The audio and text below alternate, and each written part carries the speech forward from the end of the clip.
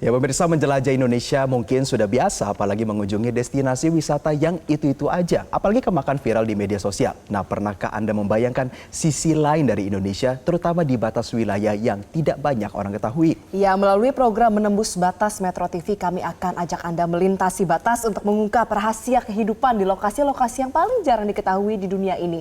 Dan hari ini sudah hadir bersama kami, jurnalis sekaligus traveler Marvin Sulistyo yang menjadi host program Menembus Batas Metro TV. Marvin! Apa kabar? Apa kabar? Mana prompternya ya sekarang? Akur banget gak sih ini, kita dievaluasi loh dari former hostnya Selamat Pagi Indonesia. Jadi apa yang akhirnya mau kembali ke layar kaca lagi? Apa yang buat Marvin mau balik? Rindu. Gagal move on. Dan tentunya ingin memberikan sesuatu yang lain lah untuk Metro TV gitu. Bener banget tadi seperti yang dibacakan sama Yose dan juga Valerie ya. Karena apa ya, banyak banget hal menarik yang belum dieksplor gitu ya. Jadi saya mengambil kesempatan itu untuk kita coba deh bikin sebuah program ngomong sama beberapa orang yang coba kita menelusuri beberapa wilayah-wilayah nggak hanya di Indonesia namun juga di sisi lain di dunia. Misalkan kayak negara-negara di Oceania. Coba saya tanya deh sama Jose sama Valerie, pernah dengar negara Kiribati nggak? Belum pernah, mungkin pernah di story-nya dari Marvin. Nah, itu. Dari situ, memang betul. Ini dari sini pusatnya ya. Pitcairn Island. Wow. Belum kan? Belum pernah. Nah, Trisnadukyunha. Wow. Belum tahu Gimana kan? itu? Nah, itu dia. Makanya dengan adanya program Menembus Batas ini tuh harapannya kita bisa mengeksplor wilayah-wilayah tersebut, terutama dari paspor hijau alias Indonesia.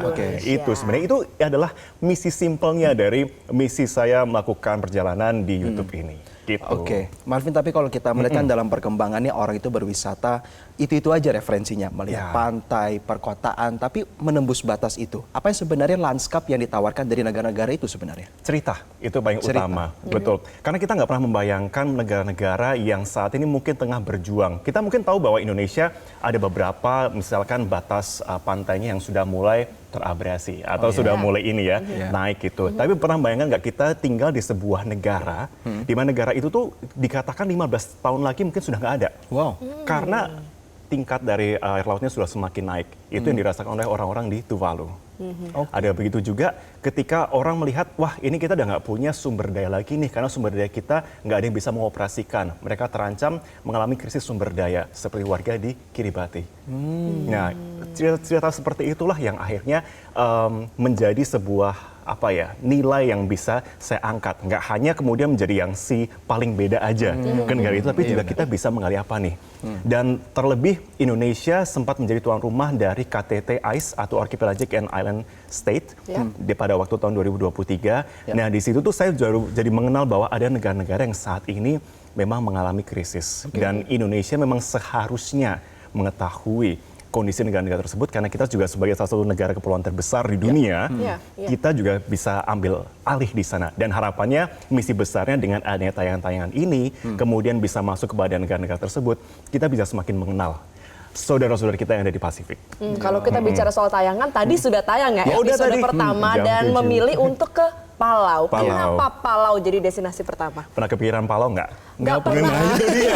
Baru familiar. Apa yang membedakan Palau dari tadi wilayah-wilayah lain yang sudah disebutkan? Jadi Palau itu mungkin bagi beberapa orang yang juga belum mengetahui adalah Palau itu sebenarnya ada di utaranya Papua loh. Papua Barat Daya dan juga Maluku Utara. Saya sudah riset dikit. Nah itu betul. Ya kan habis di zoom gitu kan. Iya. Ternyata dekat kan dari Indonesia. Tapi jarang orang Indonesia ke sana. Ya itu. Padahal mereka adalah negara, sebuah negara yang memang diakui PBB di sana, tapi orang jarang mengetahui. Nah makanya sebenarnya memang ada cerita lain di balik itu kenapa saya pilih Palau, tapi saya kira starting point dari Palau itu karena memang dekat dari Indonesia. Baru kemudian saya ke beberapa negara seperti Mikronesia, pernah dengar?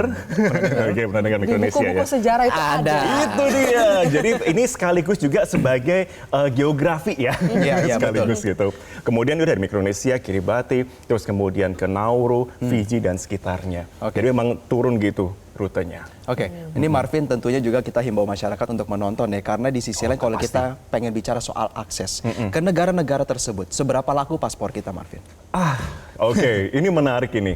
Jadi berkat adanya informasi yang didapatkan dari para traveler saat ini dan juga ya thank God gitu ya dengan saya kemarin datang ke beberapa negara tersebut, akhirnya kita bisa terupdate mengenai kondisi paspor kita. Misalnya kita lihat ada beberapa informasi setiap tahun kita pasti melihat di sosial media ada bilang bahwa Indonesia bebas ke berapa puluh negara nih, bebas ke berapa. Nah, pada waktu saya datang ke negara-negara seperti Mikronesia, kemudian Kiribati, Samoa, dan Tuvalu, dikatakan bahwa kita memerlukan visa on arrival. Pada waktu saya ke sana, enggak, isi visa free. Ternyata informasinya selama ini kita dapatkan juga banyak yang belum tentu valid berarti ya? Bisa untuk diupdate lagi gitu ternyata. Dan ternyata memang betul pada waktu saya tanyakan ke imigrasi, mereka mengatakan bahwa oke, it's fine. Nah, ternyata mayoritas negara-negara seperti di Oceania itu bebas visa. Kemudian ada satu wilayah namanya Pulau Pasca atau Easter Island. Kalau misalkan sering mengirimkan emoticon di WhatsApp yang gambarnya seperti patung totem yang itu lokasi asalnya di situ, Easter Island. Dan itu bagian dari Chile tidak memerlukan visa. Banyak destinasi yang tidak memerlukan visa. Yes, dan ini semua itu. bisa didapat dia menembus batas. Pastinya. Ya? Semuanya bisa ada di sini, kita bisa sama-sama lihat semua. Nah, kalau misalnya kita lihat juga Marvin perjalanan ke sana semuanya sendiri ya berarti ya? Sendiri, betul. Sendiri, merekam sendiri. Swadaya. Itu gimana experience ya? Awalnya melelahkan, tapi lama-lama menyenangkan. Berkat didikan Metro TV. Promosi sekali ya. Dijelasin tambah batas. Bener, itu yang saya lakukan kemarin. Oke, Marvin, di sisi lain kalau kita melihat negara-negara besar mungkin seperti Jepang, Singapura, kalau kita bicara tourism ekosistemnya itu kan memadai sekali. Kita bicara transportasi publik, pusat hiburan dan lain sebagainya. Betul. Untuk mendalami kunjungan wisata ke tempat-tempat seperti itu bagaimana, Marvin? Susulitkah apa tidak? 50% saya katakan saya mendapat informasi yang mudah dari internet. Tapi 50% lainnya saya benar harus turun langsung. Seperti negara-negara yang itu di Pasifik kalau sudah mulai masuk ke negara-negara dengan ya luas yang sangat minim, itu bahkan tidak ada informasi penginapan di sana. Jadi yang saya lakukan pada waktu itu adalah saya membawa sleeping bag. Dan pikiran saya adalah yaudah saya sampai di Marshall Islands. Ada negara Marshall Islands namanya. Tambah terus kita lihat tambah lagi. Itu saya udah mikir saya nggak dapat penginapan. Pokoknya saya langsung mau ke sana. Saya mau udah nggak dapat saya tidur aja di bandara. Gitu. Karena saking tidak ada informasi mengenai penginapan. Bahkan sampai sedetail kita masuk ke dalam sosial media Facebook tidak ada informasi di sana. Jadi yaudah saya langsung masuk ke sana aja, saya tanya sama orang lokal ada penginapan nggak? Ada, oke. Harganya berapa ya udahlah ya. Artinya memang turis di sana juga masih sangat minim ya Marvin? Sangat minim, betul. Sangat minim, lalu juga kita harus lebih banyak eksplor sendiri di sana betul. semuanya. Wah gimana itu pengalamannya seru banget menurut saya. Nggak kebayang gitu loh, kita harus melihat itu semua dan ternyata juga banyak sekali destinasi lain yang masih bisa kita kunjungi ke depannya gitu ya. Tapi kalau misalnya kita melihat dari ragam episode yang pasti sudah direkam ya hingga saat ini sudah di tapping, episode mana yang paling menegangkan? Terakhir 3 minggu lalu saya habis dari Ukraina. Ukraina, Lviv, ya. Itu jadi gini, kita memang Metro TV pernah mengirimkan tim pada waktu itu ya. Pada waktu ketegangan masih cukup tinggi dan juga ada sebuah scene di Kiev ibu kotanya. Saya kemarin ke lokasi yang memang relatif lebih aman, gitu ya. Jadi saya agak sedikit gambling pada waktu itu. Saya mengatakan gini, saya apply visa Ukraine. Jadi ini sedikit informasi kalau Ukraine tidak visa on arrival ya, karena informasi yang kita dapatkan mengatakan visa on arrival, tapi sebenarnya enggak. Itu kita memerlukan visa elektronik. Jadi saya ke sana, ketika rekan kita Iqbal Himawan pernah ke sana, dia pernah bercerita bahwa ada sebuah sirine gitu ya, ketika ada sebuah serangan yang masuk ya. Saya mikir, oke, mungkin sudah mulai agak kurang saat ini. Enggak, hari pertama, malam pertama saya tiba di Lviv, lagi mau tidur, tiba-tiba masih gitu. Dan ternyata dikasih tahu oleh orang lokal bahwa ada beberapa jenis sirine. Sirine yang saya dengarkan itu, saya udah panik tuh kayak, aduh gimana nih, saya ambil semua barang-barang, saya turun ke bawah, siap ke bunker. Dibilang katanya, oh nggak apa-apa, ini sirine biasa, yang biasa terjadi gitu ya. Jadi serangan mungkin ada, tapi radiusnya lebih jauh. Nah, tapi ada juga tuh sirine lain yang kalau misalkan serangannya lebih dekat di bawah radius 100 km. Ya itu udah tuh siap-siap silahkan ke bunker bawah. Tapi di samping itu semua, saya merasakan masyarakat yang paling ramah. Jadi terakhir saya dari Eropa dan negara Balkan, saya pergi ke 12 negara. Di 12 negara itu, Ukraina adalah warga yang paling ramah yang pernah saya datangi. Dan murah. Dan kita bicara nih di tengah kebatinan konflik masih berlangsung ya Marvin ya. Betul, di saat ini. Tapi karena gini ya, saya Nah, itu cerita yang akan saya expose tentunya dalam Menembus Batas. Jadi di samping sebuah konflik yang masih berlangsung, masyarakat yang saya nggak tahu apakah mereka memang sudah berdamai dengan situasi perang saat ini yang berlangsung, atau memang mereka berusaha menutupi fakta bahwa ya sudahlah, yang penting hidup. Tapi apa ya, saya menemukan banyak sekali cerita dari cara mereka bertutur. Mereka mengatakan bahwa please enjoy Ukraine, we welcome Indonesian here. Yang seperti itu. Oke, Marvin, tapi kalau dalam perkembangan ini kan kita kadang-kadang kalau melihat Indonesia, semisal contoh Indonesia ya, orang berwisata ke Bali, ke Bandung dan lain sebagainya. Setelah Marvin mengunjungi negara-negara dan wilayah-wilayah ini, perspektif sebagai seorang travelernya, shiftingnya itu gimana? Oh, saya langsung pengen mengunjungi lokasi-lokasi yang jarang dijamah oleh kebanyakan traveler Indonesia. Karena gini, tren yang berlangsung saat ini di kawasan travel creator, apalagi untuk travel creator luar, mereka berlomba-lomba untuk mengunjungi wilayah-wilayah yang jarang dikunjungi. Katakanlah seperti Pulau Sabu di NTT atau Miangas berbatasan dengan Filipina. Mereka semua mengunjungi situ. Pertanyaan saya, kenapa kita tidak? Nah itu, makanya kemudian saya langsung penasaran bahwa untuk next episode, next journey untuk Indonesia, saya pengen mendatangi lokasi-lokasi yang ada di wilayah-wilayah yang mungkin jarang terekspos sampai ke lini social media. Untuk melihat bagaimana kehidupan mereka di sana. Bagaimana mereka, kan kalau kita melihat Jakarta kan ya cukup ramai orang-orang ya dengan berbagai macam dinamika gitu. Tapi gimana sih dinamika yang berlangsung di di wilayah-wilayah tersebut? Itu yang pengen saya lihat nih dan datangi ke sana.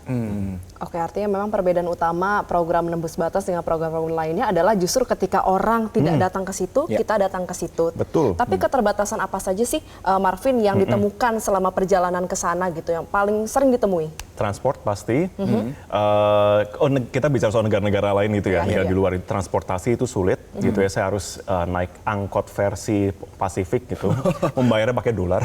Oh iya, Dolar gitu. dolarnya indeks ekonomi lagi. Indeks ekonomi gitu kan. Saya kayak waduh harus bayar pakai dolar kemana-mana.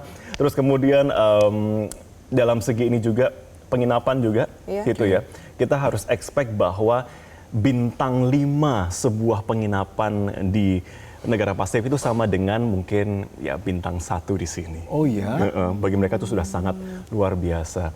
Tapi buat mereka semua, turis datang dari manapun itu adalah keluarga buat mereka. Itu yang paling penting. Jadi benar-benar kita di take care sama mereka tuh, wah kamu adalah keluarga di sini.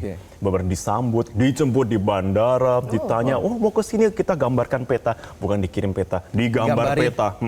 Lurus gini belok kanan. GPS belum masuk sampai sana bagaimana? Sinyal juga masih susah banget dong ya? 3G. Oh iya. 3G. Oh wow. Tapi dari perjalanan ini kita bisa belajar bersyukur menjadi WNI loh. Iya, betul sekali. Ada sedikit secercah harapan di mana kita bersyukurlah gitu. Apalagi kita punya paspor, dikatakan paspor kita ya mungkin lemah atau apa. Think about bright side-nya bahwa kita ke negara-negara tersebut kita bebas visa. Gitu. Gak sabar aja saya. Gak sabar, karena saya tidak mungkin menembus batas itu. Saya kayak tidak mampu, tapi saya akan selalu mendukung dan kalau apa yang ada yang bisa kita bantu akan kita bantu. Selain memang ke situ saya nggak sanggup. Sanggup kok, yang penting cutinya dapat. Pengalaman. Overall, Marvin, kami ucapkan selamat untuk program Menembus Batas. Terima dan kasih. kami sangat menanti betul Marvin menembus batas-batas yang tidak bisa ditembus oleh traveler manapun. Terima kasih Marvin Sulistyo, traveler dan juga jurnalis telah bergabung bersama kami. Selamat pagi Indonesia. Terima kasih. Jelajahi cara baru mendapatkan informasi. Download Metro TV Extend sekarang.